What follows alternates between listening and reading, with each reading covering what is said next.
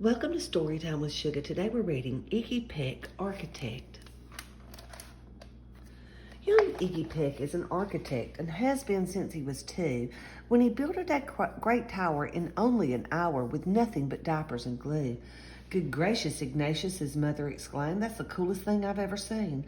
But her smile faded fast as a light wind blew past and she realized those diapers weren't clean. Ignatius, my son, what on earth have you done? That's disgusting and nasty. It stinks. But Iggy was gone. He was out on the lawn using dirt clods to build a great sphinx.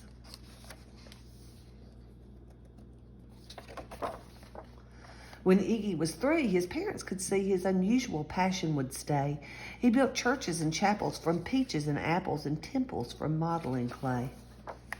At dinner one night, to his father's delight, Iggy got a bright gleam in his eye and out on the porch built the St. Louis Arch from pancakes and coconut pie. Dear Ig had it made until 2nd grade when his teacher was Miss Lila Greer.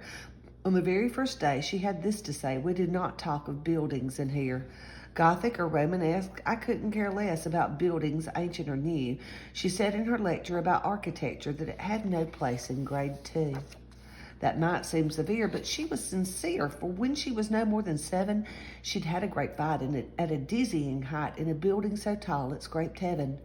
On an architect's tour of the 95th floor, young Lila got lost from the group. She was found 2 days later in a stuck elevator eating cheese with a French circus troupe. After that day, it's quite safe to say she thought all building lovers were nuts.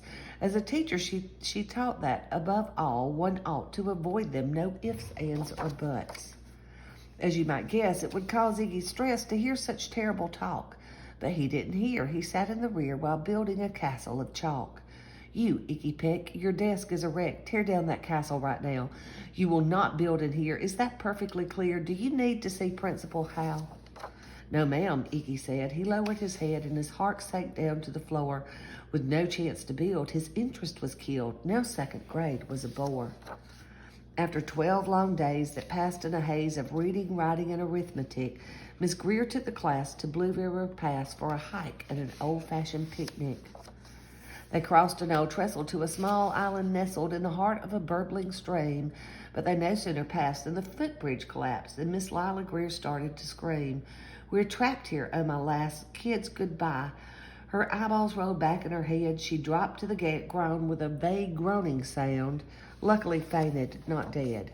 The class was amazed. They stood there quite dazed, uncertain of what they should do. But one bright young man was off hatching a plan which started with Miss Lila's shoe. Soon each lad and lass there at Blue River Pass was working together as one. And when she came to, Miss Lila Greer knew that something quite brave had been done. She looked in the air and saw hanging there a structure with cables and braces, and on the far side, beaming with pride, were 17 smiling young faces.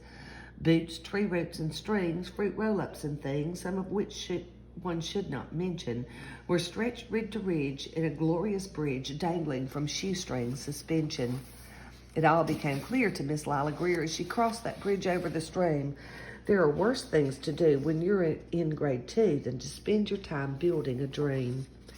Now every week at Blue River Creek Elementary in 2nd grade, all the school kids can hear, along with Miss Greer, how the world's greatest buildings were made. The weekly guest speaker in t-shirt and sneakers talks of buildings from Rome to Quebec.